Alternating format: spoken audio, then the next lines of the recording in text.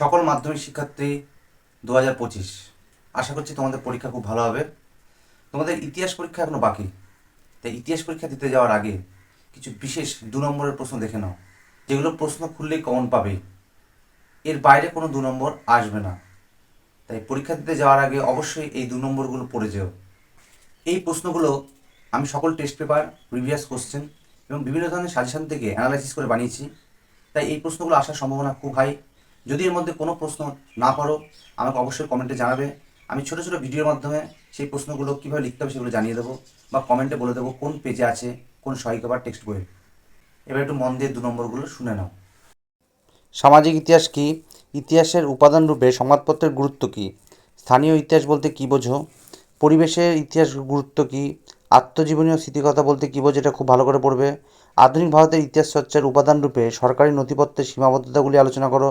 নিম্নবর্গের ইতিহাস চর্চা বলতে কী বোঝো? খেলাধুলা কীভাবে জাতীয়তাবাদের বিস্তারের প্রধান ভূমিকা নেয়? আধুনিক ইতিহাস চর্চায় পোশাক পরিচ্ছদের গুরুত্ব। ভারতে সংগঠিত 2টি পরিবেশ আন্দোলনের নাম। ইতিহাসের উপাদান রূপে বঙ্গদর্শনের গুরুত্ব কী? নারীবাদী ইতিহাস চর্চা বলতে কী বোঝো? কন্যা ইন্দিরাকে লেখা পিতা জওহরলাল নেহরুর চিঠিগুলির গুরুত্ব আলোচনা করো। ইন্টারনেট ব্যবহারের 2টি সুবিধা লেখো। এবার দ্বিতীয় অধ্যায়, বাংলায় নারী শিক্ষা বিস্তারে রাজা রাধাকান্ত দেবের ভূমিকা লেখো। ভারতবর্ষীয় ব্রাহ্ম সমাজ বিভক্ত হলো কেন? মেকলে মিনিটস কী? খুব ইম্পর্টেন্ট। সমাজ সংস্কারে নব্যবঙ্গদের ভূমিকা কী ছিল? সংবাদপত্র সাময়িক পত্রের মধ্যে পার্থক্য কী? নববিধান কী? স্কুল বুক সোসাইটি কেন প্রতিষ্ঠিত হয়? মধুসূদন গুপ্ত স্মরণীয় কেন? লর্ড হান্ডিজের শিক্ষা বিষয়ক নির্দেশনামা কেন গুরুত্বপূর্ণ? বাংলার নবজাগরণ বলতে কী বোঝো? নব্যবঙ্গ গোষ্ঠী কাদের বলে? স্বামী বিবেকানন্দের বেদান্তবাদ কেন নব্য নামে পরিচিত? ভারতীয় শিক্ষা ব্যবস্থায় 1813 খ্রিস্টাব্দে সনদানের গুরুত্ব খুব ইম্পর্ট্যান্ট। ডেভিড হেয়ার স্মরণীয় কেন? প্রাচ্যবাদী ও পাশ্চাত্যবাদী বিতর্ক বলতে কী বোঝো? বিদ্যাসাগরকে ট্র্যাডিশনাল মডার্নাইজার বা ঐতিহ্যবাহী আধুনিকতার জনক কেন বলা হয়? ফোর্ট উইলিয়াম কলেজ কে কবে কী উদ্দেশ্যে প্রতিষ্ঠা করেছে? ভারতের প্রথম আধুনিক মানুষ কাকে কেন বলা হয়? 3 আইন বলতে কী বোঝো? এশিয়াটিক সোসাইটি কে কবে কী উদ্দেশ্যে স্থাপন করেন? খুব ইম্পর্ট্যান্ট। নীলকর সাহেবদের অত্যাচারের বিরুদ্ধে হিন্দু পেট্রিয়ট কীভাবে জনমত গড়ে তুলেছিল? শ্রীরামপুর তৈরি কাদের বলা হতো? আলেকজান্ডার ডাব স্মরণীয় কেন? ভারতে পাশ্চাত্য প্রসারে লর্ড বেন্টিংয়ের ভূমিকা কী রূপ ছিল? বিজয়কৃষ্ণ গোস্বামী কে ছিলেন? হাজী মোহাম্মদ মহসিন কে ছিলেন? এটা টেস্ট পেপারে বহুবার আছে। লালন ফকিরের গানে কীভাবে মানব ধর্মের জয়গান হয়? এটি 4-এ আসবে, তবু 2-এ পড়ে রাখবে। 19 শতকের বঙ্গীয় নবজাগরণকে কলকাতার কেন্দ্রিক জাগরণ বলা হয়েছে কেন? রাজা রামমোহন রায় কেন পাশ্চাত্য শিক্ষাকে সমর্থন জানিয়েছিলেন? কাকে কেন কাঙাল হরিনাথ বলে? শিক্ষা বিস্তারে শ্রীরামপুর ব্যাপটিস্ট মিশনের ভূমিকা লেখো। এবার তৃতীয় চ্যাপ্টার, ফরাজি আন্দোলন কি ধর্মীয় পুনর্জাগরণের আন্দোলন? এটি ভেরি ভেরি ইম্পর্টেন্ট কোশ্চেন। নীলকরা নীল চাষীদের উপর কীভাবে অত্যাচার করত? দুদুমিয়া স্মরণীয় কেন? নীল বিদ্রোহে হরিশ্চন্দ্র মুখোপাধ্যায়ের ভূমিকা লেখো। সন্ন্যাসী ফকির বিদ্রোহ ব্যর্থ হলো কেন? খুব ইম্পর্টেন্ট কোশ্চেন। নীল বিদ্রোহে খ্রিস্টান মিশনারিদের ভূমিকা লেখো। চুয়ার বিদ্রোহের গুরুত্ব কী? তিতুমির স্মরণীয় কেন? দক্ষিণ পশ্চিম সীমান্ত এজেন্সি কেন গড়ে তোলা হয়েছিল? বিপ্লব বলতে কী বোঝো? মুন্ডা বিদ্রোহের প্রধান লক্ষ্য কী ছিল? কোল বিদ্রোহের কারণ কী? বারাসাত বিদ্রোহ বলতে কী বোঝো? খুদকাটি প্রথা বলতে কী বোঝো? Very very important question. Rani Shiromani বিখ্যাত কেন? চুয়ার কারা? বিদ্রোহ ও বিপ্লবের মধ্যে কী পার্থক্য? খুব ইম্পর্টেন্ট। সাঁওতাল হুল বলতে কী বোঝো? এলাকা চাষ ও বে এলাকা চাষ কী? দাদন কী? চুয়ার বিদ্রোহকে চুয়ার বিপ্লব কেন বলা যাবে না? প্রশ্ন বেশি হওয়াতে কিছু কিছু ক্ষেত্রে অসুবিধা হতে পারে, তাই তোমরা স্ক্রিনশট মেনে নেবে। এবার চ্যাপ্টার 4, 19 শতকের দ্বিতীয়ার্ধকে সভা সমিতির যুগ বলা হয় কেন? খুব ইম্পর্টেন্ট। আনন্দমঠ কীভাবে জাতীয়তাবাদী ভাবধারাকে উদ্দীপ্ত করেছিল? মহারানীর ঘোষণাপত্রের মূল উদ্দেশ্য কী ছিল? জমিদার সভা ও ভারত সভার মধ্যে 2টি পার্থক্য লেখো। 19 শতকে জাতীয়তাবাদের উন্মেষে ভারত মাতা চিত্রের কীরূপ ভূমিকা ছিল? জমিদার সভা কী উদ্দেশ্যে প্রতিষ্ঠিত হয়? গগনেন্দ্রনাথ ঠাকুর কীভাবে ঔপনিবেশিক সমাজের সমালোচনা করেছিল? গভর্নর জেনারেল ও ভাইসরয়ের মধ্যে পার্থক্য কী? হিন্দুমেলা কীভাবে উপনিবেশ বিরোধী মনোভাব জাগ্রত করেছিল?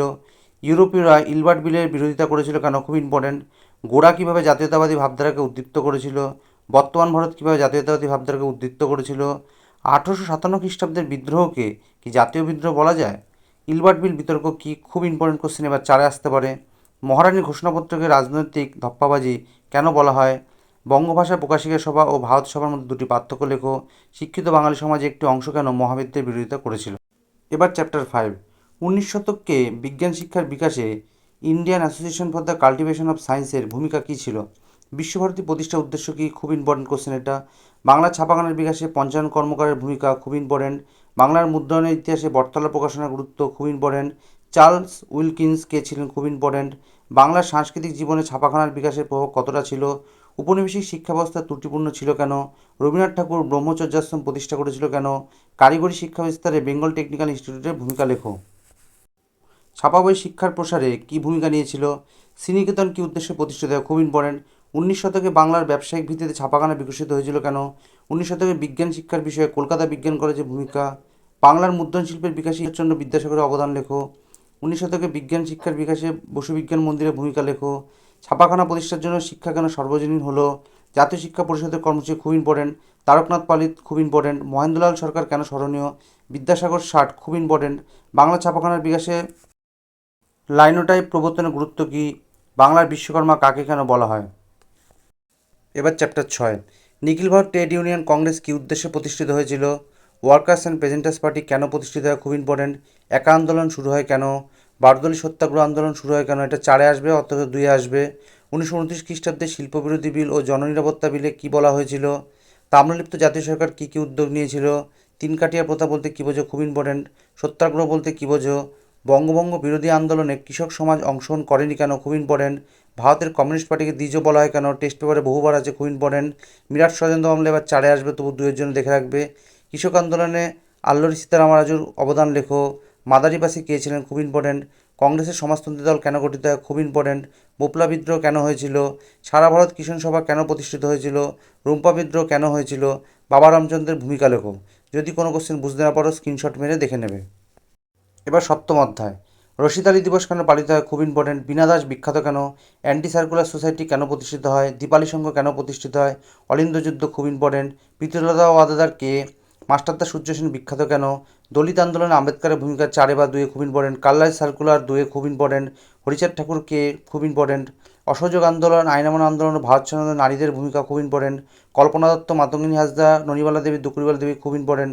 দলিত কাদের বলা হয়? এবং 1905 খ্রিস্টাব্দে 16 অক্টোবর বাংলার নারী সমাজ অরন্ধন দিবস পালন করে। শেষ অধ্যায়, দেশীয় রাজ্যগুলির ভারতভুক্তির দলিল বলতে কী বোঝো? 1950 সালে কেন নেহরু লিয়াকত চুক্তি হয়? খুব ইম্পর্টেন্ট। কী পরিস্থিতিতে কাশ্মীরের রাজা হরি সিং ভারতভুক্তির দলিল স্বাক্ষর করে?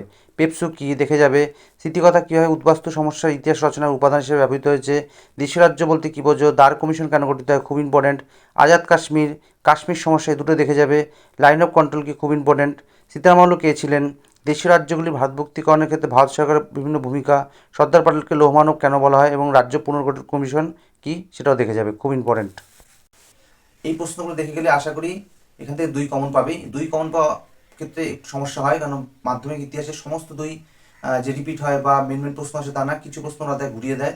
তো চেষ্টা করবে এই প্রশ্নগুলো পড়ে যাওয়ার। এই প্রশ্নগুলো পড়ে গেলে আশা করি 90% হেল্প হবেই। আপাতত আসি, শর্ট কোশ্চেন যেগুলো ইম্পর্টেন্ট সেগুলো বলে দেবো। অবশ্যই চ্যানেলকে ফলো করবে, লাইক করবে, সাবস্ক্রাইব করবে এবং পরবর্তী যে ভিডিওর জন্য অপেক্ষা করবে। পরীক্ষা ভালো হোক সবার।